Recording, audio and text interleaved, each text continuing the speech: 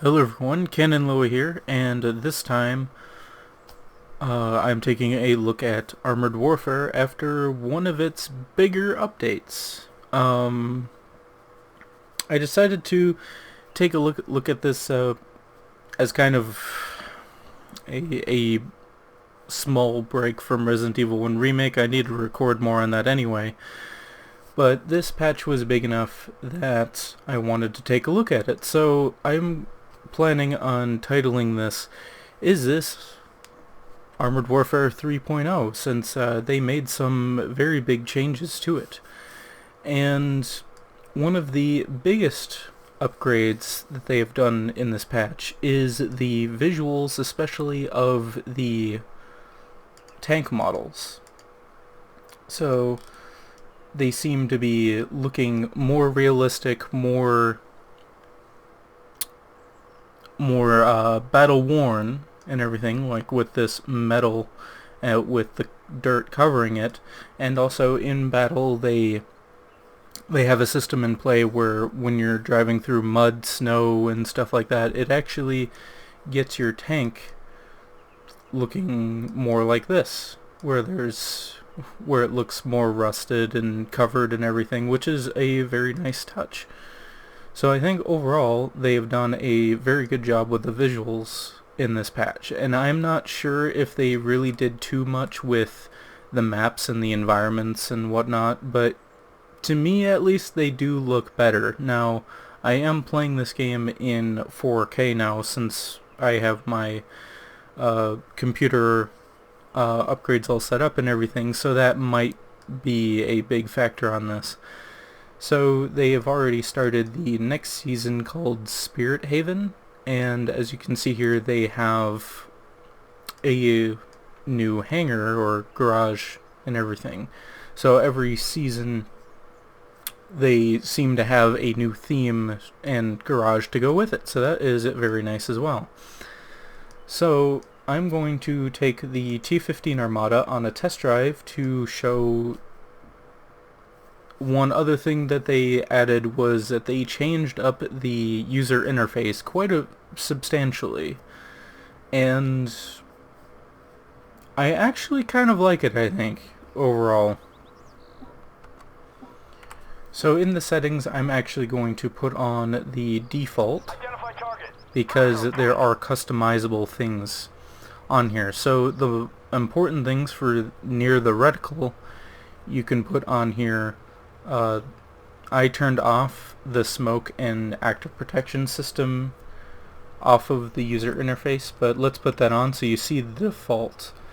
And right here you can see the amount of smoke grenades you have. Like I have 2 in a magazine times 8, and then their reload time, and then APS and everything. They're also down here as well if you turn this off. I decided to, because I kind of feel like they unnecessarily clutter up things.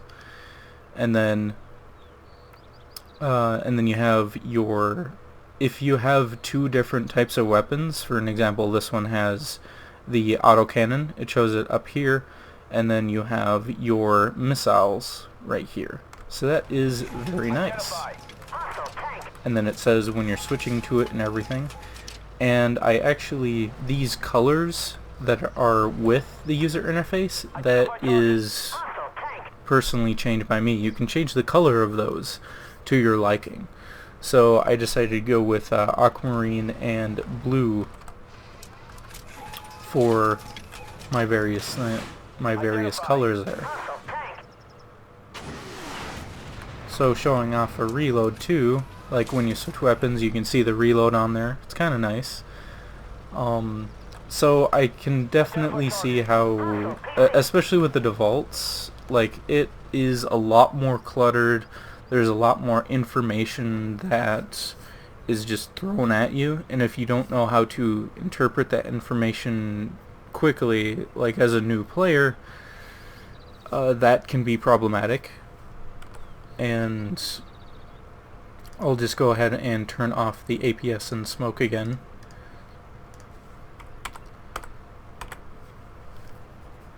and there is the main features of it, and then there's also a thing for the auto aim. I typically never use auto aim, but I've seen people complain about that as well.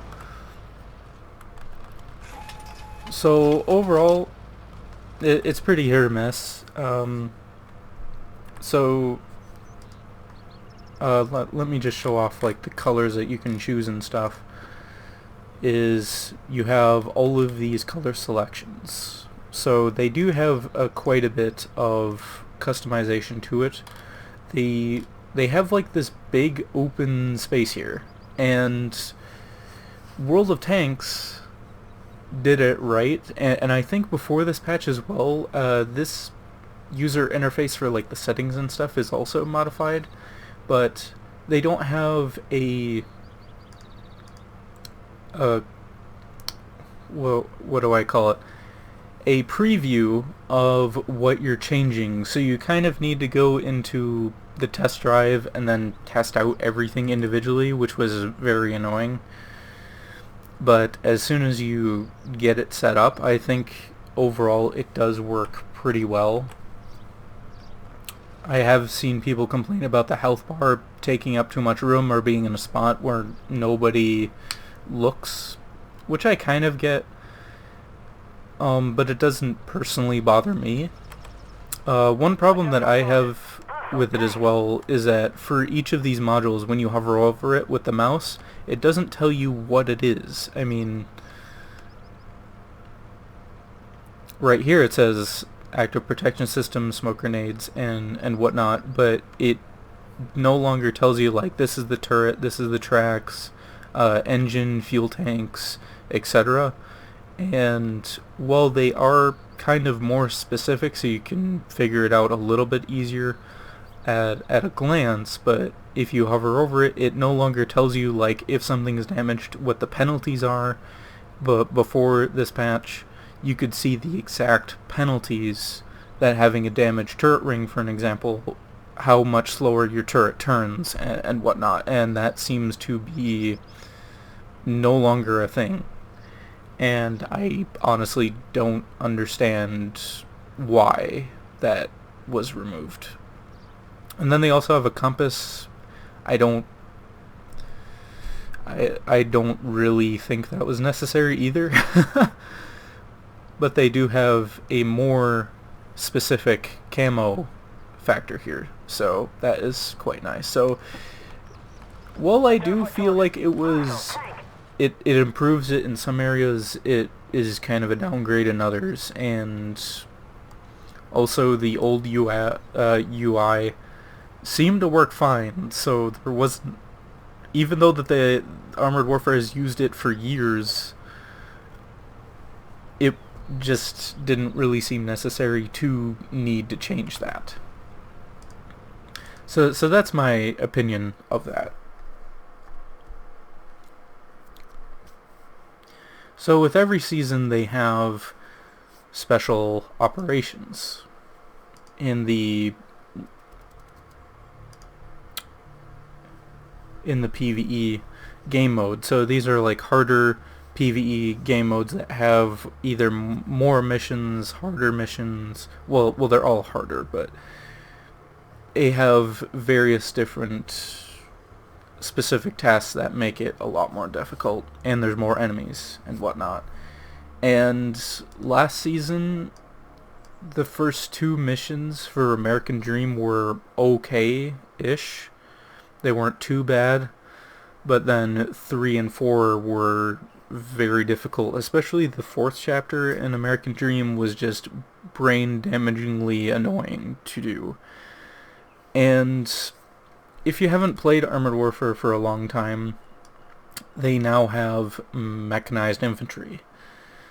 And last season, the big game mechanic was that they had a lot of aircraft, a lot of drones, helicopters, and whatnot that either, they cause problems regardless. But with this season, they decided to have infantry as one of as one of the main enemies that you face, especially in Chapter 1, and I find that to be one of those things. It's kind of like artillery, where I don't mind playing with them, and from a PvP standpoint, using mechanized infantry on like maybe 3 vehicles on one side, it isn't like the biggest of deals, but when you make it so that you have to face 10 tanks in front of you and infantry that's going to deal damage to you, especially if you have no armor, they damage modules such as tracks. If you get tracked in a main battle tank with one of those buggers on your side, you're pretty much screwed and whatnot. So that was very annoying. And then the second chapter, they had pillboxes that have infinite penetration, as far as I can tell, artillery, and a lot of enemies at one time. So it doesn't really leave me with confidence in that sense. And that's kind of one of those things where they're so keen on making it as hard as possible. It kind of, it doesn't make it more enjoyable for me personally. It just makes a lot of these gimmicks and stuff really frustrating to deal with. And since special operations, from as far as I can tell, are pretty much required to make large amounts of credits, good luck with that. So lastly, before I end this here, some just odds and ends of things to cover for the battle path. I just kind of wanted to put my feedback on this. So they have 3 different, if you've never done the battle path, this is what it looks like. You pay, I think 3,000 gold it was to unlock this, and then you have the potential of earning a lot of premium vehicles and some side things such as premium time and some gold back depending on what rank you get and what missions you complete. And these 3 missions are random as to which vehicle they require you to do, but it's 10,000 base XP, 150 kills, and 350,000 damage.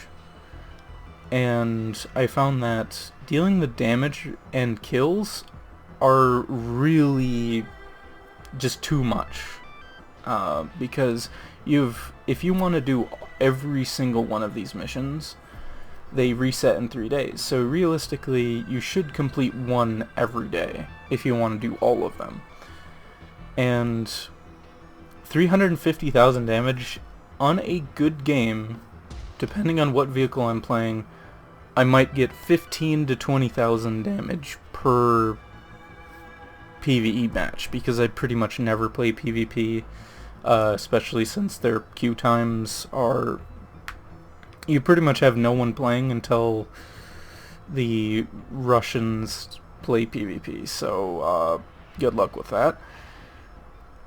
So you pretty much kind of have to play PvP in some way because of the ×5 modifier for these.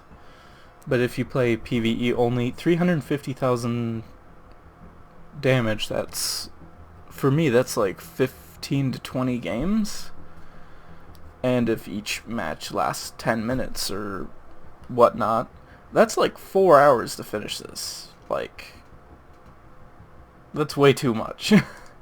And one thing that I thought was really dumb was that in the specific missions to get these tier 6 premiums, they have a mission on here for each of them that does 250,000 damage, and it's a unique mission.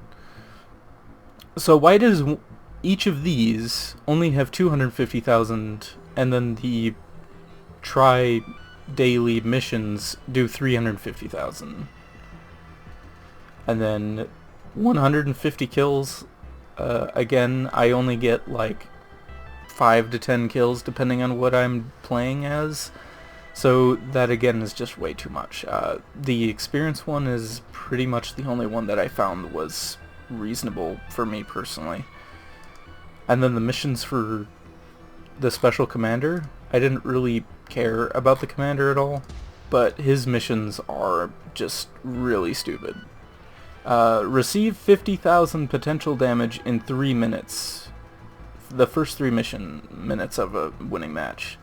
So basically you just have to literally sit there in front of the enemy team and just tank hits. And not kill any of them. So, nice. And then the bulk of the battle coins currency that you get is from these challenges. And most of them are just kind of like long-term progression things like get spotting damage. This might also include immobilization damage that you're just going to get over time, or get kills, get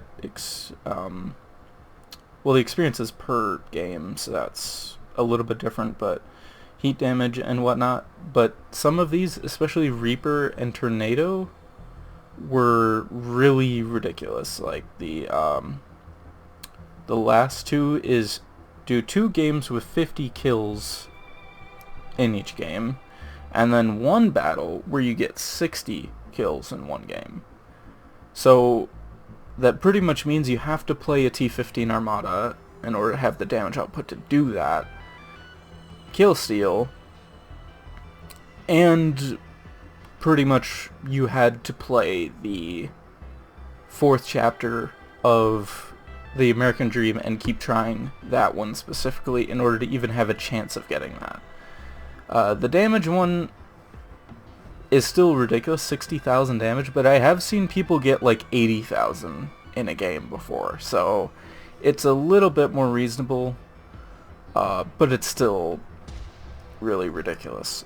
For me personally, I managed to get the Tier 8 Griffin 120mm, rank 30, the Tier 5 Sergeant York, and then I got all 3 of these done for some Tier 6 premiums. So for 3,000 gold investment, I think I got what I needed, what I wanted out of it. I would have liked the Tier 10, but in this recent patch, they effectively nerfed the CATTB into the ground. I'll just show off what that kind of looks like. It's basically, it used to be just a different version of the Abrams, the XM1A3, but now they pretty much nerfed it into the ground. So I'm honestly kind of happy, almost happy, that I didn't get this, because they made it so it can no longer absorb missiles from Bradleys and T-15 Armadas, which are some of the most annoying and common enemies that you'll face that will cause you problems. So, yeah. And then also for the contract, they had a Tier 9 Premium Striker ADATS. And they are offering a Tier 7 Premium for just doing these daily stuff. And this is only 100 medals lower than the Tier 9 one, and it's Tier 7, so honestly that's kind of interesting. But I think this mission gives you more points than it used to, possibly. I don't know. But overall, I probably talked more about the battle path than I did the patch, but overall with this season, the first 2 missions for the Spirit Haven campaign do not fill me with confidence at all. They seem to be more annoying than the previous season, and that causes a lot of problems. But overall with the Battle Path 2, especially the kills and the damage one, that was way too much. I think they should have made the top damage be 40,000 and then the top kills be like 35, 40. 40 for each. Maybe the damage 50,000 and then the kills 40, but I don't know. But overall, I think with this patch, Armored Warfare is definitely trying to improve itself. It's just that there are a lot of core things that make Armored Warfare, especially in PvE, really frustrating. And I know this isn't... I didn't plan for this to be a review of the game itself. I'm going to do one of those eventually. But there are just a lot of core issues in PvE, especially with the anti-tank guided missile spam from just about every enemy that you fight. And unless you're in a main battle tank that has over a certain amount of heat protection, you're pretty much screwed. So at this point in time, I definitely cannot recommend Armored Warfare necessarily without someone being somewhat familiar with this game. But I think they are, with the visual improvements, it is still, it looks good. It definitely does. I don't think they're to the levels of World of Tanks necessarily yet, but they're pretty close. And also they could optimize it more. For World of Tanks, they are better optimized than Armored Warfare, so that is worth considering. But before I ramble anymore, I think I'm gonna end this part here. So here was just a look at just the main points that they updated for Armored Warfare, and also a longer than probably it should have talk about the last battle path.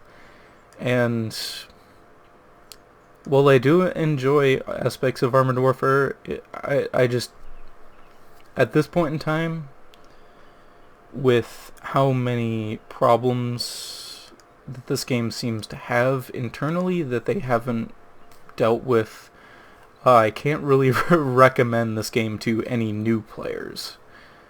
If you have a few tier 10s and you haven't been to the game for a while, maybe play a game or two, see if you enjoy the gameplay.